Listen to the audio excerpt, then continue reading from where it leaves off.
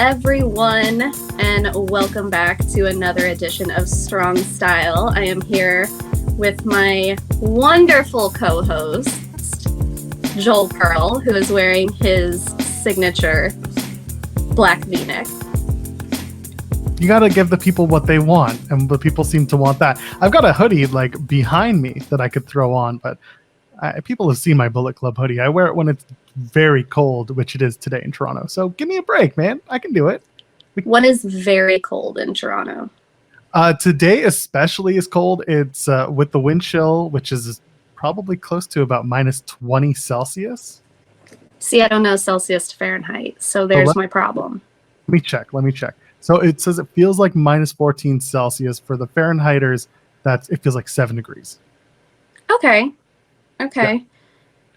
So here it is 26 degrees Fahrenheit with a little bit of wind, but not much. Not bad today. So that's not bad. So we had ice yesterday, but just like automatic, just ice just falling from the sky, just big ass sheets of ice. Pretty much. It was like no school. There's a sheet of ice, and my car was just shiny because there was just a sheet of ice all the way around it. So I rolled down my window to get the ice off, and it all flew in on my kids. So that's the way that it is.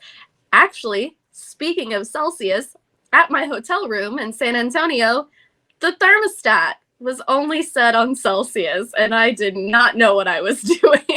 Why didn't you text me? I would have given you a hand. I would have helped you out. I would have told you what to do. I mean, I Googled, but then I immediately forgot. So then I'm just like, what feels good? This one. And that's what I left it at. You set it to 69 and you'll have a good night's sleep. There we go. It wasn't bad, though. I stayed right downtown. I was right by the Riverwalk. Disgusting. Have you ever been to San Antonio, Joel?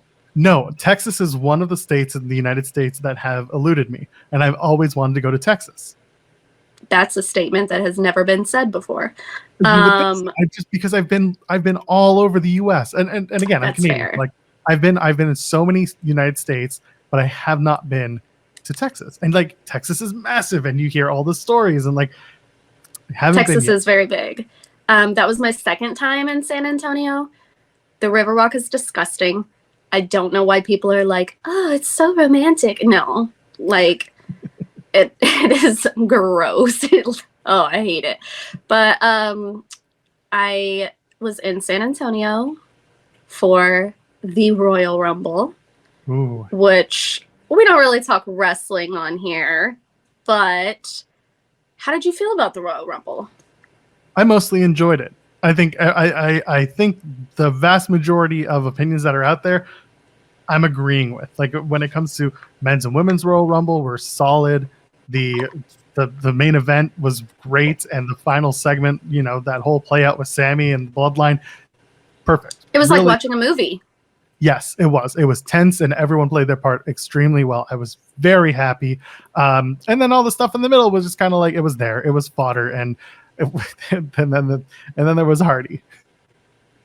Yeah, so I always feel like other matches at the Royal Rumble, matches that don't include Roman, are always just kind of there.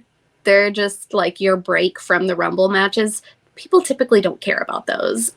I will say the John Cena AJ Styles match from whatever year that was amazing. Last time they were in the Alamo Dome.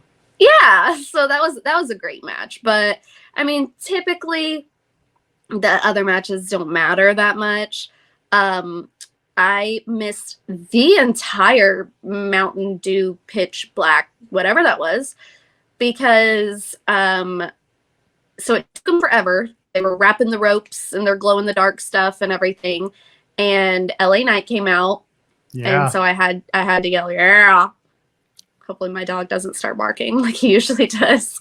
And then we were like, okay, we're going to go to the bathroom because Bray's entrance is 45 minutes long.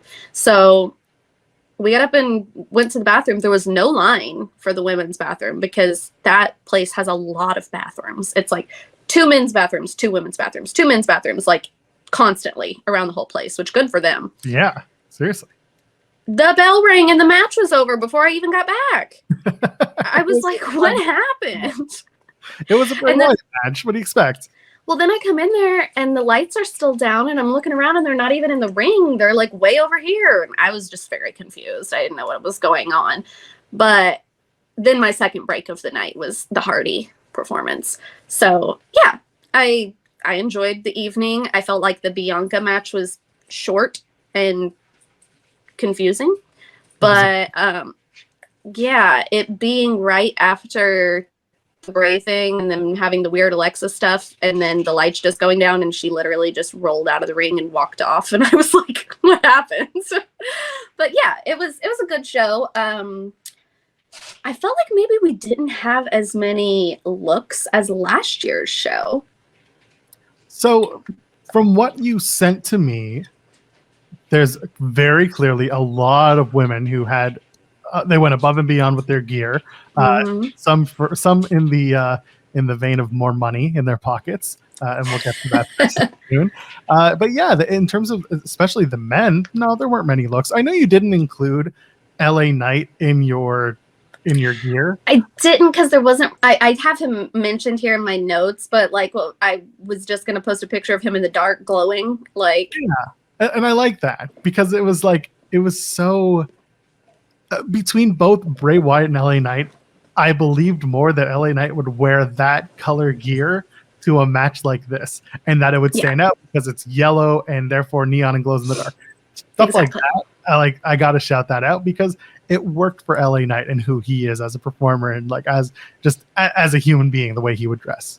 Oh yeah, that was like I said, I had that on my notes because I was like, as soon as the lights went down and he's glowing in the dark and it's just his little briefs and I was like, this is fantastic. I love this. His armband. He got a cute little armband. Yeah.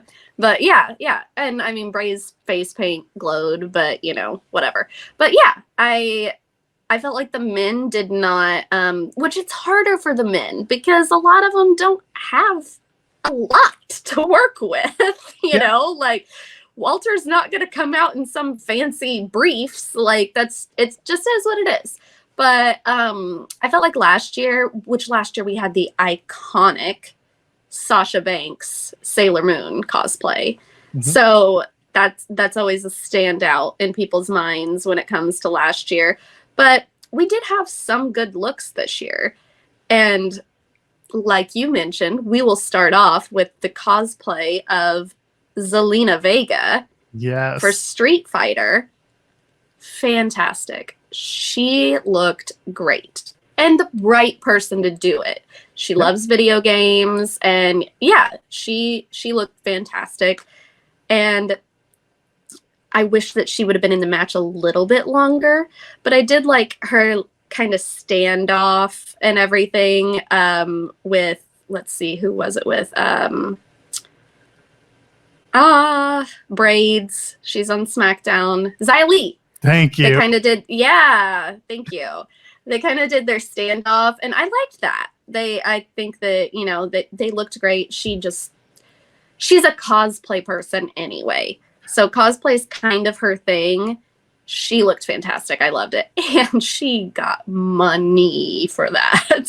Absolutely. So I was going to point this out.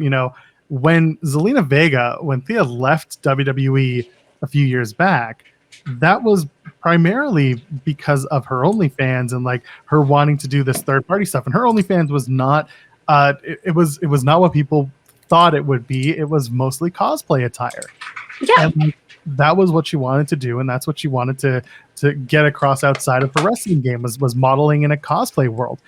And now she's making bank on it, doing it in WWE because they finally figured out a way to find leverage for both people. I'm hoping that Zelina made some real good bank on that crossover endorsement because she looked great. She definitely puts the work in and made an impact on the women's Royal Rumble match.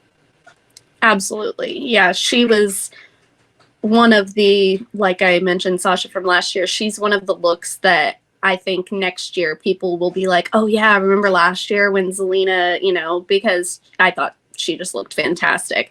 And I haven't been a fan of her blonde hair because I just don't think that it fits her well, but it looked good with that look. So I thought that she looked really good. And then we had another, not exactly cosplay, but kind of inspiration look with Dakota Kai and Doja Cat. Can we call her Doja Kai? There you go. Or Dakota Cat? We know our he's not my boss, I don't work here. Sean Ross Sapp, huge Doja Cat fan. So he did not even realize that it was inspired by that. And I sent him the picture and he was so excited about that. But her look, she looked great. She looked, yeah, absolutely fantastic. So as the girls were coming out, Dakota and Shayna, and they, you know, kind of all came out right there together in the match. We were watching it and we were like, they're all kind of matching. They're all kind of in like the neon green, bright colors. They could have glowed in the dark in the Bray match. Like they all just kind of looked the same. We were like, they had to have coordinated this because there's no way that this many people chose kind of the same theme of colors in this match. So much bright hair. Yeah. So much colorful hair. Yeah. And, you know, a Doja Cat inspiration. What more can you ask for? Everyone went neon this year. They did. It was very strange. And then you had like Tegan Nox come into the match, and her hair is rainbow craziness going on right now. So, you know, everyone kind of fit their part by wearing all the neon they could find at the fabric store. That is true. Except for Sonya.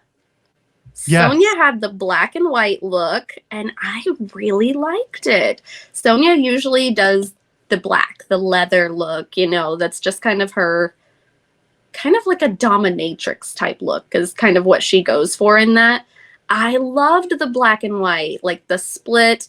We know I love a split. She just looked fantastic. I thought that she looked great coming out, and she always does something that's different from what the other girls are doing. And I really appreciated that. I thought the black and white looked great on her. She's tan. She's got black hair. Yeah, I just thought that it went really well on her. Was this her Cruella DeVille kind of look with the crossover black and white type of thing? It may have been. It may have been. It looked good. It was very different from what she's been doing. Like you said, the black dominatrix look. But she looked good. She looked really good. Yeah, I agree. And then on the other end of that spectrum, we had a real-life Barbie doll in Dana Brooke. So, have you been to a Royal Rumble before, Joel? Yes, I was at the 2019 Royal Rumble in Phoenix. Okay. I don't know if it was set up that way then, but like they don't show the people up on the big screens. They just show their names. Mm-hmm. So the music hits and you're like, oh, okay, when the name pops up, but you don't see them until they get in the ring and they turn the camera back on. We don't get to see them coming down. So we don't really get to see the full look until later. So I see her in there in the pink and I was like, oh, I like the pink. But then I saw the pictures with all of it together. She literally looked like she came from the Barbie movie. Like, I loved it so much. I loved that look. I thought it was perfect for her, and she killed it with that. Yeah, I'm looking at it now, and like just the diamond encrusting, and then that long pink jacket. It looks so good. The glasses are on point. Yes. Those shoes. Look at those kicks, man. She was Rumble ready. You can tell she put some thought into that plan. Oh yeah, and you know who was not Rumble ready? Or maybe she was. Michelle McCool, who faked us out for a month, saying she didn't get the call, but she was sitting front row with her and Undertaker's daughter, and her music hit, and she just stood up and took her little jacket off and hopped in the ring with her cross pants and Uggs. The woman was wearing Uggs. Hey, man, all you need are flat shoes. That's all you need to wrestle. You don't need no wrestling boots. You just need dunks. You're good enough. So what was funny was last year at the Royal Rumble, I stayed at the same hotel as she did, and I was leaving the day after Rumble the same time she was. She was waiting for their car to pull up, And that was literally what she was wearing. It was those pants and Uggs. Like, so of course nobody thought that she was actually going to be in the match because that's just what she wears. So I'm 99% sure you told us that story on the last time we did this show about I probably did. It's stuck in my mind. I'm sure that I did. That is so funny. So another person that we saw, I guess, return was Natalya. Yes. Who had her hair cut off, and I thought it looked great. And she was paying homage to her dad when she came out. And I really liked the look. I liked that she walked down just like her dad and didn't, wasn't all like she had the serious face on. And I thought it was really sweet. I really liked it. And I believe Dana Brooke has too. Natalya has been in every single Women's Royal Rumble now. Yep. That's wild. I mean, good for her. There's longevity there. They've, Natty's been with the company for over 10 years. And, Which doesn't happen often with women. No, it doesn't. And she's in her 40s. Yeah. Her and her husband, TJ, have spent almost their entire life doing this and doing what they're doing now with WWE has been like those are their children. Yeah. And I joked, I said something about like, I'm glad she got her time off, but she didn't really take time off. I mean, she had to have rhinoplasty surgery, but she was training people. Like, they have the rings at their house, and she was still training people the whole time that she was off. So, good for her that her body got to rest when she wanted it to for a while, because she's really not ever taken like a long extended period of time off like a lot of people have. So I was happy for her. And then this person wasn't really in the match. She got the check because she came out with her husband. Scarlett looked amazing. Oh my gosh, she looked so good. And people can say whatever they want about her and Karrion Kross. She adds so much to his look and his presentation and appearance. She's gorgeous. They're both very good looking. They are very attractive people. I don't want them to have children because I don't think the world can handle it. Like, I don't know if you heard this story, but prior to coming back to WWE, they were trying to figure out what they wanted to do with their life. And they were starting to talk about having kids. And then they got the call from Triple H saying, would you please come back? So Triple H is like the ultimate form of contraception. So you can thank Paul for not bearing witness to the potential of those incredible looking kids just yet. Oh my gosh. They are gorgeous people. And I made a comment about how I think he looks so much better with his hair. I think he's got it a little bit too long now. I think he needs to shorten it up a little bit, but he looks so much better with hair than he did without hair. And some people look better without hair. He looked like an actual serial killer without hair. So yeah. I think he looks so much better now. They look so great together.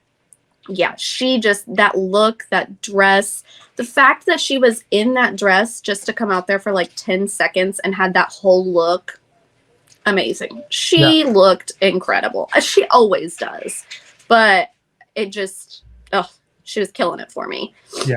The skull hip accent look is good. I like the way it looks. And with that high neck, it looks whatever she did, wherever they went to get it, if it wasn't Party City, it looks really good.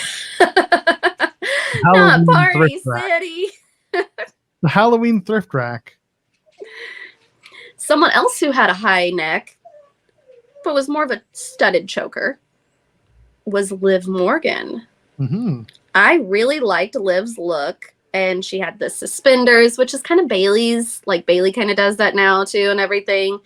And it was yellow and black, and she had some hot pink thrown in there. Funniest thing ever, that she forgot to get Rumble gear. She forgot to order Rumble gear. Yes. And her place was booked up, so she just had to go with some person that she had never got gear from before, and they killed it. I hope she uses them again, They did fantastic. I loved that look on her. And, you know, shout out to her. Shout out to her and Rhea Ripley as well. I didn't mention Rhea in this because Rhea kind of had the same look that she always has. Yeah. Like she's, you know, just coming to kill you. But shout out to them. Those two ladies set the new record for the longest time in the Royal Rumble. They were number 1 and number 2, and then they were the first 2 in and the last 2 out. And that's exhausting. I know that they had to be absolutely exhausted after that, and they absolutely killed it. So good for them. Funny, going back to Liv, she had debuted a new set of gear on SmackDown going into the Rumble. And everyone was like, why tonight? Like, what? You forget? Or do you have a bigger look for the next night? Nope. Well, it turns out it's the other way around. She had nothing. And then she found something, which is great. But that's great. And she did look great. It was definitely a bit of a change from what she's used to because she had a new gear maker, and it turned out pretty well. Like you said, hopefully she'll use the same person again. Yeah. I really liked the look from Becky as well. I kind of missed like the big time Beck's super obnoxious over the top stuff because it was just hilarious. Yes. But, you know, she got hurt. She came back. She's more of the Becky of old now. Fans didn't want to boo Becky, so they needed to make her a baby face. And she looked great. She had the hair like braided on the one side and over on the other. Loved that hair. Yes, she looked fantastic, and just having the orange incorporated into the look, so it kind of went with her hair. And I liked the fishnets like under the gear, but the gear still kind of going over it, like strapping up. Yeah, I thought that she looked incredible. She wasn't in the match a super long time, but they furthered her storyline and everything. And yeah, she looked great. Agreed. Yeah, nothing I can add to that. It was great. And then, as always, the person that we always have to talk about, Bianca Belair, who deserves praise pretty much every week because that woman makes her own gear on top of being the women's world champion for forever now.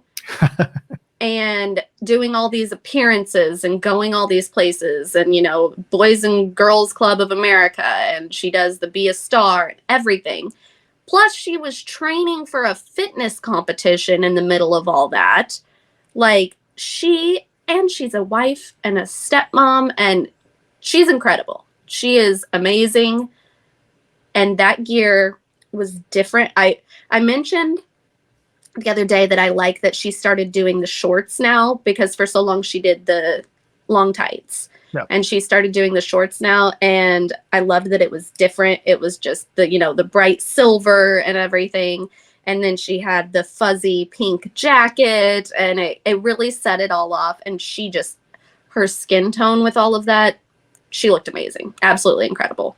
She did. I do wonder why she waited for so long to go into the shorts. Maybe it was just like a comfort decision, because I know some people would rather be, in long pants that fit well. Mm-hmm. If you're a runner or if you're something like that, maybe you're just more comfortable in that length of pants. It looks great though. Like, she really does put all into her gear, and you can tell. I mean, even when she says like, I had no time to make this gear, blah, blah, blah, blah, blah, it still looks fantastic. And like the ones that she does that are like freaking gems and stuff that she hand sews all of them on, I'm like, girl, you are crazy. Like, and it looks amazing every time. Yes, it does. As well as, she's always got new gear. So do Montez and Dawkins. Yep. They've got the thing now where whatever city they're in, they're representing their teams and everything. And they had, the Spurs inspired gear, and they both looked great. Dawkins has been putting in the work. He looks incredible. He's improved so much too. And then, of course, Montez always looks great. I loved Montez's elimination, that he got eliminated right in front of Bianca's parents and stood there, and her parents are like, what? Like, what's going on? I loved that. We were watching it on the watch along on Overbooked, and I just said, did he just go up and get eliminated in front of his wife's parents? Yeah. His wife's family's right there, and the reaction is perfect. Like, I love her parents. Her parents are adorable. Oh my gosh, I I love met them. them that same Rumble that I was at in 2019 in Phoenix. Mm-hmm. She was wrestling for the NXT Women's Championship. Yeah. I ran into them at that show, and like they're decked out head to toe in Bianca gear, and it's all Her like, mom usually has the hat with the Yeah. braid attached. Yeah. and it's all stuff that they made, and it's so fun, and they love their kids so much, and they support her throughout everything. So the extension to that into what Tez is doing, I think is fantastic. So I do have to shout them out, because my limited interaction with them has been very positive, and they just seem like very wonderful human beings. So. Yeah, me as well. I was on the same flight as them once, and they just love her. Like, I mean, even during COVID, because they would not fly. They're older. I mean, I think she's the youngest, and she's in her 30s. She's got siblings. They're older. They would drive from Tennessee down to Florida to see her. I mean, yeah, they're just amazing. Like, we're both parents. They are the supportive parents that you want to be for your kids, to help your kids follow their dreams. Yeah, they're fantastic. Then we had more, not necessarily Spurs inspired gear, but we had basketball inspired gear from Seth Rollins, who had the Michael Jordan inspired gear from the 96 All-Star game, which happened in San Antonio. Yep. So he had that. For those that don't know, Rollins is from Davenport, Iowa, but he is I think everybody knows he hates football. He's a Chicago Bears fan. He's a Chicago Bulls fan. So, it's a tough life to be a Bears fan. So, of course, he hates football. But right now, I also hate football. So, we had a rough Sunday. I'm a Canadian. I never liked football to begin with. I went to one football game in the third quarter because I was bored to tears. Sorry. I can't. I don't think that they would be fun to watch in person. It stops too much. It's just not fun, and I don't enjoy it. I never got into it. I like hockey. I like baseball, and I know baseball is not a very busy sport either. But there's a social aspect to baseball that I like. I like going to baseball games with people to be sociable and watch baseball together. So yeah, I get it. I like to be obnoxious during baseball games, especially when my team is winning. Of course. So I actually mentioned that to our friend Sean when we went out to eat Saturday before the show, because this past year he's a Cincinnati Reds fan. Poor guy. And I'm a Cardinals fan, of course. And we went to a game in Cincinnati. I bought the tickets, and it was a great time. The Cardinals just decimated the Reds, and I was obnoxiously yelling the entire time. There was a lot of Cardinals fans there, though. So it wasn't like just me in the stadium yelling, but yeah, it was a great time. And I was like, I got to buy more tickets for this year, too, so we can do it again. But yeah, I like the inspired gear that not everyone is necessarily going to get, but the people that get it are immediately like, I know what that is. I love that, and they may have to be explained. Some people may have to have it explained to them, but yeah, I always like stuff like that. And Rollins has been killing it with all of his looks anyway. He's so obnoxious, and I need to send the picture now. I had forgot about this, of Rollins' look from the media. The 2K23 media. Yes. Everyone's seen it by now, but yes. He is a cowboy, baby, with his blonde dyed hair and his cowboy hat.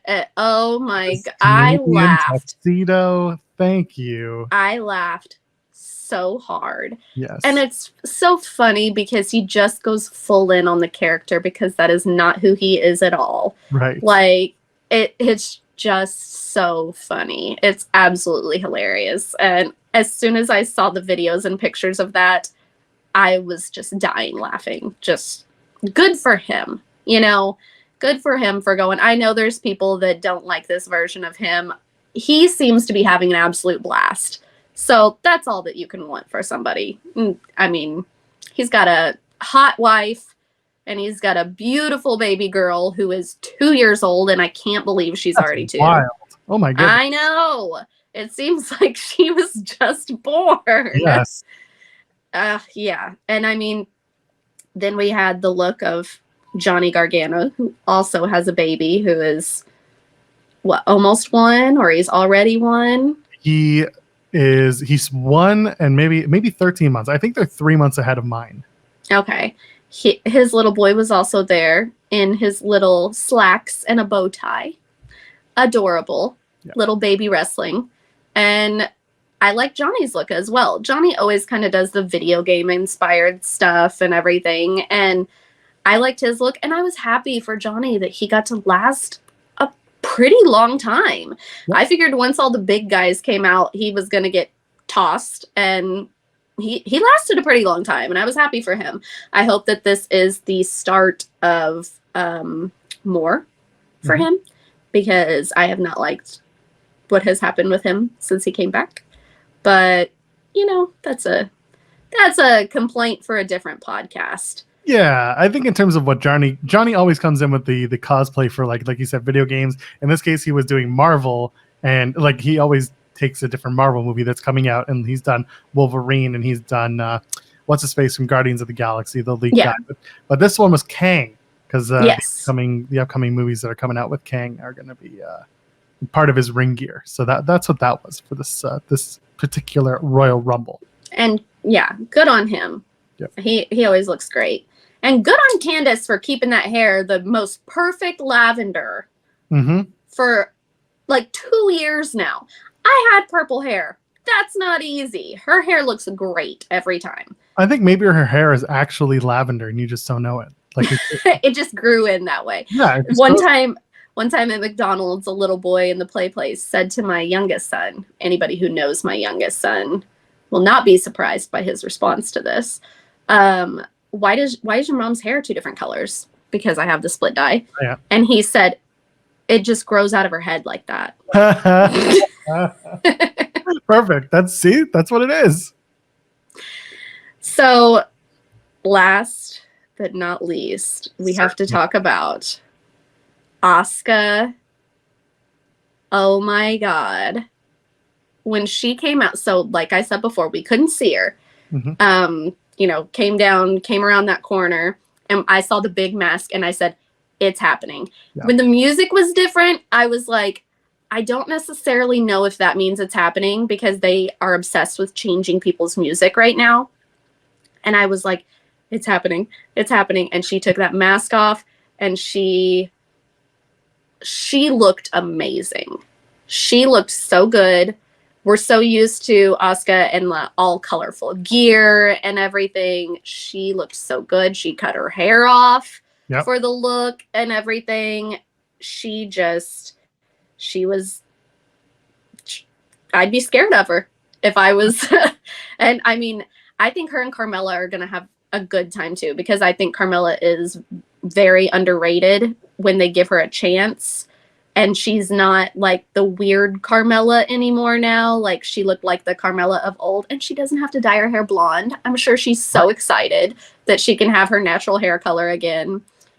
And, you know, shout out to her for taking the time off that she needed after she had very traumatic experiences last year. Yeah. And she looked well, and she looked like she was ready to be back. And Asuka, and that look that she had on Raw, that your grandmother's couch as a blazer, and amazing. She was one of the highlights of the show for me. And another person who went from, in this case, the opposite direction, went from shorts to long pants. Yeah. And it's noticeable. And like you said, she cut her hair off. Looks more like the Asuka that came into NXT way back.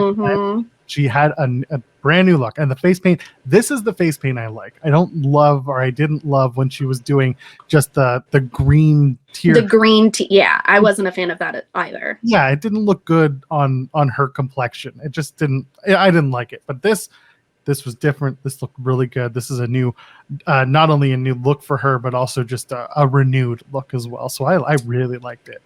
And there's a lot of people that don't know about the Asuka of old. Yes. You know, so I love that this is like an introduction to people. The crowd went insane though when she took off the big mask, and oh yeah, the crowd went nuts. But yeah, she looked fantastic. Also, someone else who is in their 40s and just killing it. Like, yeah, she looked absolutely great. I loved seeing that. I loved her look. And Rumble really felt like a bit of a reset for a lot of people. And that made me happy because a lot of stuff was getting dry. And I thought that they all looked incredible. Absolutely great. And I want to shout out DTF Mania on Instagram, and Twitter. As she will tell you, DTF are just her initials. Please don't be weird. And Vic Macias. And we will have their names in the description as well. Those are the people that we got pictures from, unless it's an official WWE photo. They took the pictures at the show. They're both very talented photographers. I absolutely cannot do any of that.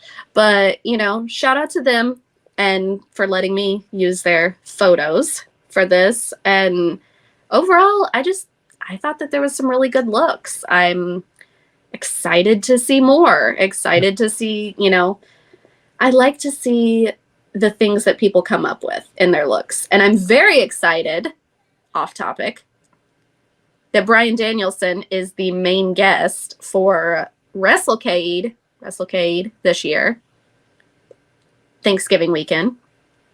And all I want to do is ask him, which white t-shirt is your favorite? Do you think he has an entire closet full? I absolutely think he has an entire closet full. I mean, I think closet full of these, so it makes sense. Exactly. Yeah. And I think that he has to wear a white t-shirt every day with the same 4 pairs of pants because Brie spends all their money on her like $40,000 dresses for award shows. Yes. So or dancing on tables when the Philadelphia Eagles are going to the Super Bowl and being very obnoxious. I thought they were Seahawks fans. I did. He's a Seahawks fan. Well, I know he is, but I thought she followed suit because at one point they were both wearing Seahawks gear. Yeah, like that's just because the Eagles usually suck. So she's got like, lucky this time. Yeah, she's like, yeah, I'll cheer for the Seahawks too because so then she has 2 teams. But this year they didn't suck. I got 2 teams in hockey. I get it. But both teams suck, so I got that going too. I mean, the Blues finally won something, and it was during the pandemic, so nobody cared. Of course. So, yeah. So, I mean, it just is what it is, you know. But, yeah, I'm very excited for that. I don't even know. Like, what do you ask a man that just wears little bitty trunks? I think I should ask him about his hair. Yes. What made you decide to actually style your hair this time when you grew it out? You know what you need to ask him? You need to pull out the photo of him where he's wearing the suit and he's got on the timepiece and he's posing like this and he's got the hair down. Did you ever see this photo? I don't know. Okay, it's going to flash on the screen in 3, 2, 1. Okay, through the benefit of post-production, it flashes on the screen. Amazing photo. Right? It's incredible. I need you to ask him about that and why that endorsement or whatever led to that photo. Because that was very out of character for Bryan Danielson. I'm going to have to remember this in November. I'll send you all this stuff, I hope. We'll find out. Someone in this video will have to set a reminder to leave a comment and let us know about this, to remind ourselves to ask Bryan Danielson about this weird photo that exists. Yes, absolutely. But until then, there are so many looks to come. We've got AEW Revolution coming up. We've got WrestleMania coming up. Those 2 shows alone are going to produce some conversation, and I know we'll be back in time for those. I think it's time for us to get out of here, though. I got to go feed my kid. I got to go feed me. So I think that we're good. It works. Plug away. Tell them I can find you. Yes. So you can find me on Twitter at Cher Delaware, or you can find me on Instagram at Cher_Delaware, because someone took that on Instagram and she never posted and she won't let me have the username. And I believe I have a link tree on Twitter that will give you the links to everything that we do. And make sure that you are subscribed to Fightful Overbooked, because we have the best shows. I mean, I don't care what Sean Ross Sapp has to say. We have the best shows. So check us out. Check us out here, and check out all of the wonderful work that my friend Joel Pearl does. I'm not hard to find. I'm at Joel Pearl, JOELPEARL. Tons of stuff going on here at Fightful Overbooked. New content drops every day. If you're looking for me personally, I do stuff all over Fightful. I do stuff all over Overbooked. I got stuff outside of there. Just go follow me on a social media platform and you'll see it. Until then, ladies, gentlemen, and friends beyond the binary, we'll see you in the next one. Cheers.